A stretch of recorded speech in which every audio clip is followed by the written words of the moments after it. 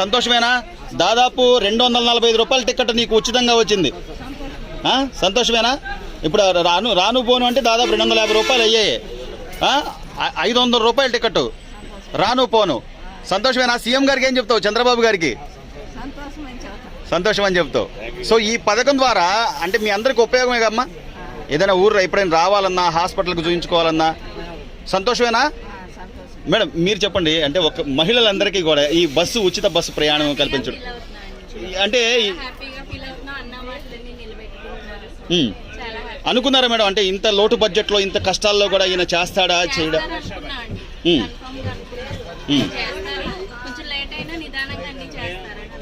So అంటే ఉద్యోగాలు చేసే మహిళలకు కానివ్వండి, లేకపోతే ఏదైనా కొద్ది పని మీద వెళ్ళే వాళ్ళకి కానీ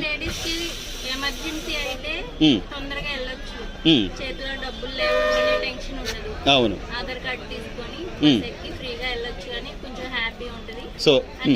సో అత్యవసరమైనప్పుడు అంటే మనం ఇదే సరదాగా వెళ్ళి వచ్చేది కాదు కదా, మన అవసరాన్ని బట్టి వెళ్తుంటాం తప్ప. ఈ పథకం అనేది దీనికి స్త్రీ శక్తి అని పేరు పెట్టడం కూడా ఎలా అనిపిస్తుందమ్మా? సీఎం గారికి ఏం చెప్తారు మీరు? రైట్. అన్ని పథకాలన్నీ వస్తున్నాయా పిల్లలకి? తల్లికి వందనం,